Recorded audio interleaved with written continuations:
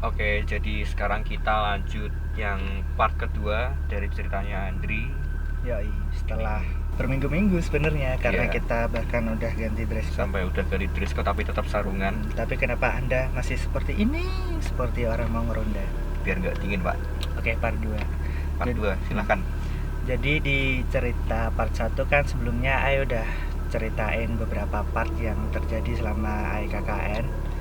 Itu kejadiannya kayak berturut-turut gitu loh, tapi konsisten.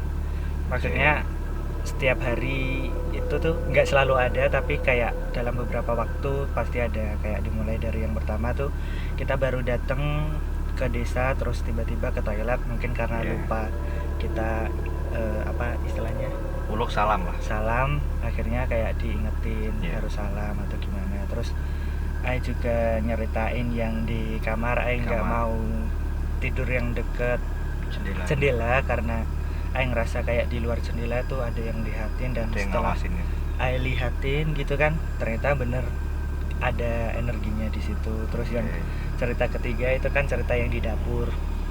Terus part 2 ini ceritanya kelanjutan dari cerita-cerita tersebut. Ini beruntun dalam beberapa waktu selama KKN tapi nggak setiap hari ya.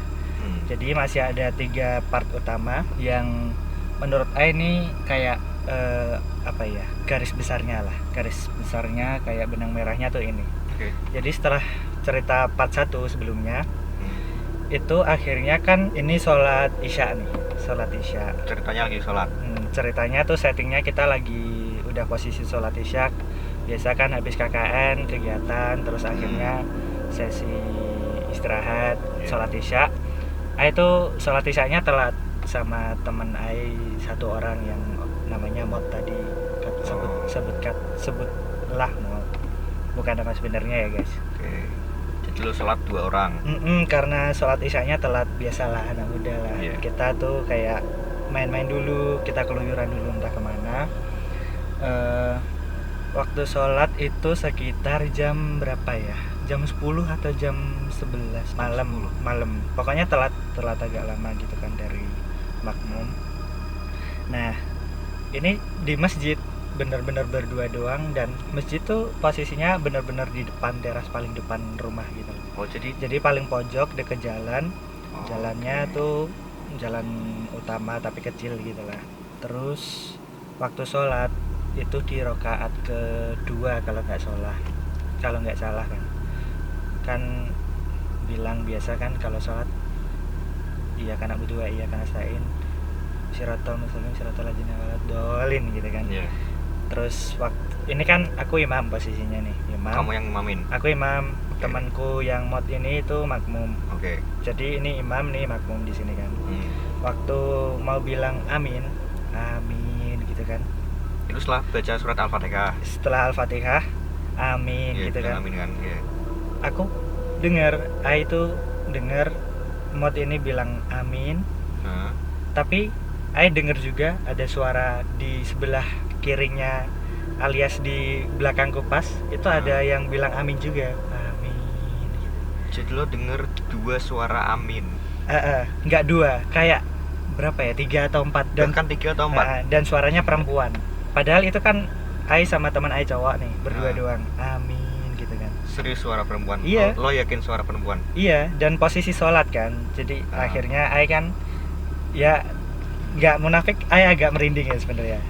Aku merinding gitu. Merinding padahal imam posisi imam merinding kan. Jadi lo juga notice pas sholat gitu lo? Notice, terus kan amin. Gila. Gitu kan, anjir. Terus waktu mau sujud gitu kan, anjir ini merinding bener nih. Masih kerasa gitu loh vibes-nya itu.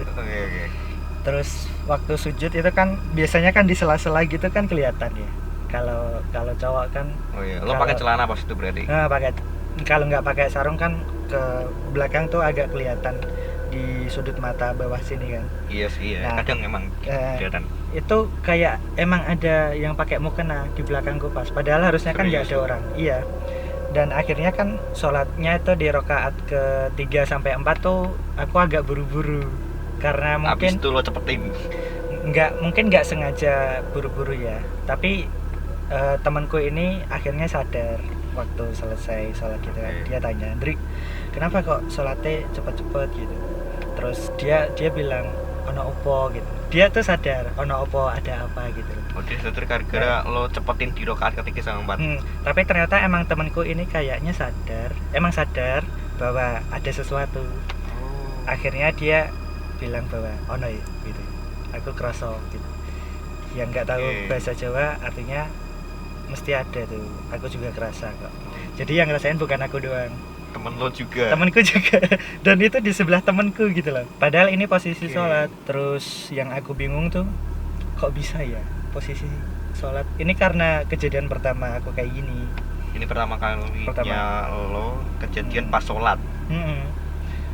Kok bisa pas sholat lo, bayangin pas sholat. Gila. Cuman kan tetap berpositif thinking bahwa oh mungkin yang ikut tuh baik atau kayak gimana, kayak bener-bener film Makmum gitu. Kalau kamu pernah lihat film Makmum, itulah ya, ada yang bisik amin gitu. Gila, aku sampai sekarang tuh masih itu efeknya bisa bikin orang takut sholat loh cuy. Kalau parnoan. Iya sih. Terus ya udahlah, sampai akhirnya ini besoknya atau beberapa hari kemudian tuh, biasa kalau di desa kan ada kabar dikit tuh pasti kedengaran sama orang-orang desa gitu ya. Nah selama KKN itu kan kita kayak ada jadwal rutin gantian buat jaga kantor desa gitu kan. Nah setiap pagi setiap ke kantor desa pasti tuh ada aja yang ditanyain sama warga-warga di situ tuh, kayak Mbak, Mas, gimana selama KKN tuh, kalian udah ngerasain gak gitu? Udah ngerasain ini belum gitu. Mereka tanyanya itu soal kejadian yang kayak gitu. Dan ternyata lucu juga ya? Dan ternyata emang kejadian-kejadian yang sebelumnya tuh yang aku rasain, dan temanku cewek-cewek yang lain kan juga kadang ada yang ngerasain. Itu warga desa tuh udah pada tahu. Ditambah ternyata pengalaman dari KKN sebelumnya yang ada di desa itu teman-teman KKN juga ngerasain hal yang sama. Bahkan di tahun-tahun sebelumku KKN di situ ya. Itu bahkan ada satu orang yang KKN mahasiswi gitu kan. Ada yang mungkin bisa kayak gitu juga, aku nggak tahu ya, karena nggak tahu kejadian sebenarnya gimana. Itu bahkan bisa sampai yang ada berkomunikasi, ada yang temenan sama makhluk-makhluk kayak gitu di situ gitu loh. Nggak tahu itu dalam hal konteksnya baik atau buruk, nggak tahu, karena temenan sama makhluk gitu siapa yang bisa mendeskripsikan sih. Itu yang nyeritain kejadian itu, cerita ini tadi ya. Itu pemilik rumah yang buat teman-teman cowok tidur nginep tinggal. Terus sampai akhirnya kan karena udah rame gitu ya, warga-warga juga udah mulai tanya-tanya terus gitu kan. Mungkin pemilik rumah yang cowok ini kan, karena kebetulan pemilik rumah yang cowok ini juga salah satu petinggi di desa tersebut, orang penting di desa tersebut gitu lah. Dia tuh mungkin punya kenalan yang bisa kayak mungkin bisa ngebantu teman-teman KKN supaya bisa nggak mengalami kejadian kayak gitu lagi gitu kan. Sampai akhirnya tuh dia ngundang temennya yang namanya siapa ya, kalau nggak salah Ki siapa gitu sebutannya. Sebut saja Ki Joko Bodo gitu ya bisa. Tapi bukan Ki Joko Bodo sebenarnya ya. Itu Ki Joko Bodo ini kayak dia tuh bisa ngelakuin patrap gitu loh. Patrap tuh kayak gini. Apaan tuh patrap? Gimana nyeritanya? Ini sambil aku ceritain kejadiannya ya. Itu kita di salah satu malam, bener-bener tengah malam nih, antara jam 11 malam sampai jam 2 malam nih kejadiannya. Atau jam 3 malam ya, bahkan jam 3 pagi. Itu udah pagi cuy. Lama kejadiannya. Patrapnya tuh gini. Ini semua teman-teman KKN yang ada di situ tuh dikumpulin di teras rumah yang cowok.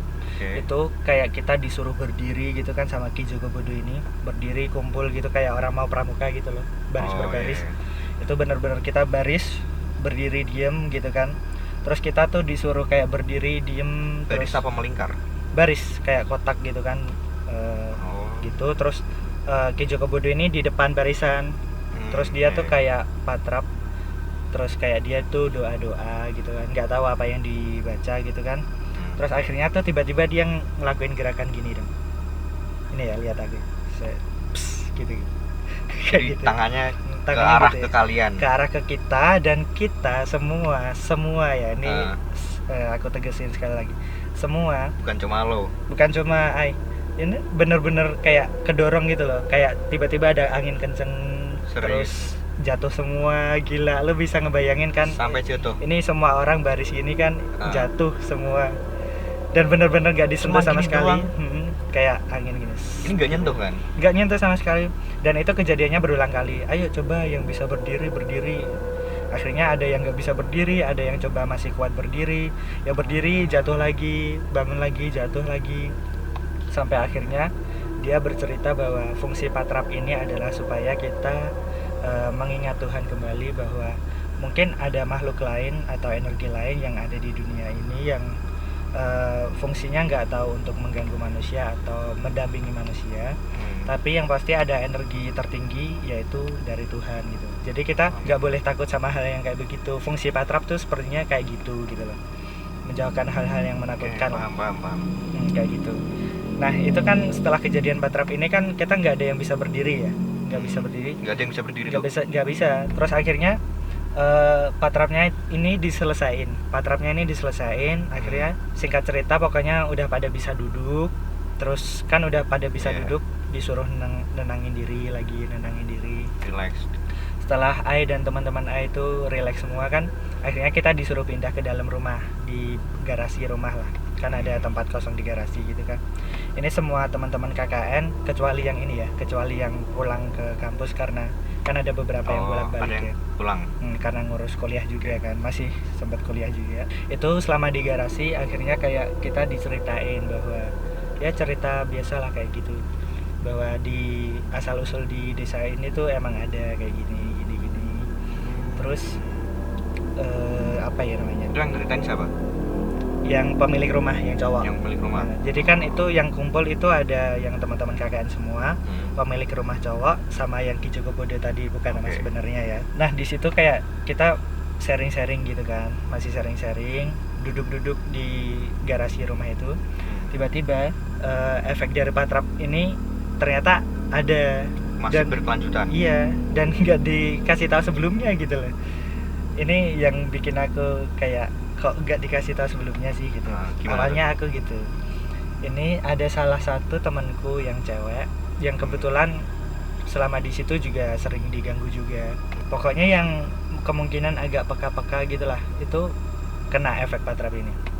Temanku ini dia kesurupan di depan semua teman-teman ini. Pas lagi kumpul tuh. Dia tuh kayak temenan gini lah. Ibu, kayak kesurupannya tuh manggilnya ibu, terus kayak dia tuh kesakitan. Serius loh. Terus kayak ganti karakter gitu lah, gimana sih ceritanya? Itu ganti lagi? Iya, pokoknya gonta-ganti karakter gitu kan. Berarti banyak yang masuk dong? Dan ke dia doang. Terus ada lagi salah satunya yang kena efek sampingnya tuh Ai. Jadi Ai tuh waktu kalau sendiri gimana? Nah ini benar-benar di depan teman-teman nih, Ai tuh muntah kayak cairan hitam pekat gitu, kayak boba. Lu tahu gak sih? Ya nggak boba juga dong. Ya nggak boba juga sih, kenapa boba? Jadi kayak benar-benar Ai tuh kayak tiba-tiba kan ini lagi sharing, tiba-tiba apa yang lo rasain sebelum muntah? Kayak di perut tuh sakit semua. Terus bagian perut ke bawah tuh sakit semua, tapi terutama di perut sini tuh sakit, bagian ulu hati kan? Ulu hati. Terus kayak Ai kan muntah, akhirnya Ai bolak-balik ke kamar mandi ditemenin satu temen cowok Ai. Itu kayak muntahnya tuh sekitar 3-4 kali. Nah dari Ki Joko Bodo ini tuh kayak dia cerita bahwa itu hal yang biasa, soalnya efek patrap itu fungsinya adalah supaya kita udah nggak ditambelin makhluk-makhluk yang kayak gitu lagi. Ternyata kayak gitu. Terus ya udahlah, akhirnya singkat cerita bahwa kalau kita udah dipatrap kayak gitu, kemungkinan besar nggak akan diganggu lagi, insya Allah, katanya gitu. Kemungkinan besar. Harusnya sih iya ya, harusnya. Ya 100% menjamin sih kalau menurut gua. Terus yang temanku tadi kan kesurupan kan. Nah, masih kesurupan dia? Iya, dia kesurupan tuh sampai jam 2 atau 3 pagi gitu. Mau subuh lah pokoknya, mau subuh. akhirnya bisa diurus sama Ki Joko Budu ini kan. Yang teman-teman yang lain ngapain? Yang lain ya bantu liatin doang gitu. Kayak orang kerja atau kayak ngeliatin, oh ini keserupan, kayak jadi tontonan kayak kayak binatang di taman safari diliatin gitu ya. Tapi waktu ngerasain di situ ya, itu beneran kita tuh hawanya tuh, vibes-nya tuh kayak merinding. Yang mungkin yang ngerasain Patrap ini merinding ya, tapi yang teman-teman yang lain yang biasa aja ya biasa aja. Ada yang biasa aja ya? Ada yang biasa aja, ada yang merinding. Oke. Terus ya udah akhirnya kita selesai di situ. Selesai jam berapa? Sekitar jam 2 pagi atau 3 pagi, aku agak lupa. Pokoknya hampir subuh lah. Masih ada waktu sedikit buat tidur sebelum kemudian subuh dan berlanjut KKN lagi. Terus capek banget gak sih? Inti dari Patrap itu kan ya udah itu ya, intinya supaya kita nggak diganggu lagi sama makhluk-makhluk yang ada di situ. Tapi ternyata masih ada lanjutannya. Masih berkelanjutan. Masih ada lanjutannya. Setelah di Patrap itu. Setelah di Patrap itu. Nah, setelah di Patrap itu kan akhirnya kayak warga-warga desa kemudian kan tanya gimana, masih ada gangguan nggak, masih ada sering dia masih merhatiin lah warganya. Emang sempet sih, dalam beberapa hari setelah itu tuh kayak belum ngerasain apa-apa lagi, sampai akhirnya nggak tahu kenapa nih tiba-tiba mungkin hampir semingguan atau gimana sebelum KKN selesai sih emang. Enggak lebih sih, pokoknya sebelum KKN selesai tuh tiba-tiba kan memutuskan oh ya udahlah, udah nggak mungkin ada gangguan lagi. Udah positif lah mikirnya. Positive thinking, orang sebelumnya juga udah nggak ada lagi kan.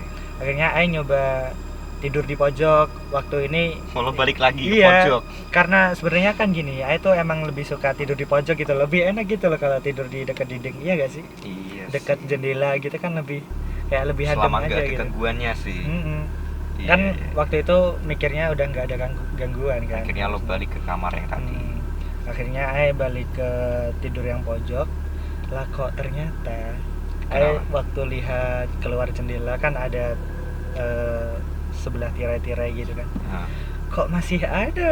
Mbak-mbaknya masih ada. Mbak-mbaknya ada dan mukanya lebih horor. Anjir.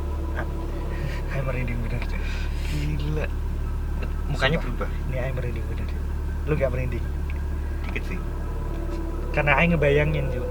Masih di otak lo masih ada gambarnya kan? Ya, kayak bener-bener. Gua paham. Jadi gini, bener-bener ini jendela, ini tidur nih misal, ini kasurnya di sini, ini jendela kan, ini tembus keluar kan sini. Itu bener-bener nempel di kaca gini. Dia nempel di kaca gini dan posisinya terbang, bayangin. Terbang. Lo tahu dari mana dia terbang? Lihat dengan mata kepalaku sendiri, masa pakai mata kaki nggak mungkin kan? Kelihatan. Bener-bener di depan kelihatan karena teman-teman yang lain udah pada tidur ya. Akhirnya aku juga ya udah nutup selimut aja daripada mengganggu yang lain kan. Itu kali ini untungnya lo pasrah ya. Pasrah banget dan nggak sampai di situ. Tembus. Serius? Tembus. Dia masuk ke selimutku. Abong. Demi Alek deh, demi apapun. Kok bisa? Ngapain? Nggak tahu makanya. Jadi tuh mbak-mbaknya tuh. Lo lihat? Tembus di selimutku, bener-bener di depanku gini. Ngapain mbak-mbaknya? Ya nggak tahu lah, nyari temen, nyari cowok mungkin. Hai ganteng gitu. Terus lo gimana? Terus ya udah akhirnya pasrah. Akhirnya tidur. Lo meremin mata apa lo lihat aja, lihat dah udah. Merem. Lo merem. Tapi lo ngerasain kalau dia di deket lo. Merem dan masih kerasa dingin banget. Tapi rasanya dingin. Tapi badanku nge-freeze emang sih. Jadi bener-bener. Ya itu mungkin feeling lo aja kali. Mungkin karena capek atau gimana nggak tahu ya, habis KKN kan. Iya mungkin. KKN kan ya gitu. Ya hawa-hawanya mungkin. Tapi gimana ya? Nggak tahu ya, karena yang kondisi ini tuh yang ngerasain doang. Yang lain tuh udah pada tidur, jadi nggak bisa ada kepastian lah ini beneran nggak atau halusinasiku aja. Kalau kan secara psikologi, orang psikologi mungkin kecapean akhirnya logisnya aja lah, halusinasi atau gimana. Tapi pada saat itu percaya bahwa itu nyata, dan sampai saat ini kalau dipikirin kok rasanya masih nyata ya, karena di sensasi di badan tuh kayak kerasa banget gitu loh. Biasanya kalau lo nggak bisa lupain berarti itu bener-bener ya emang bener-bener. Dan ya gitu gak sih? Sampai akhirnya ini ending ceritanya, selama KKN di situ ya.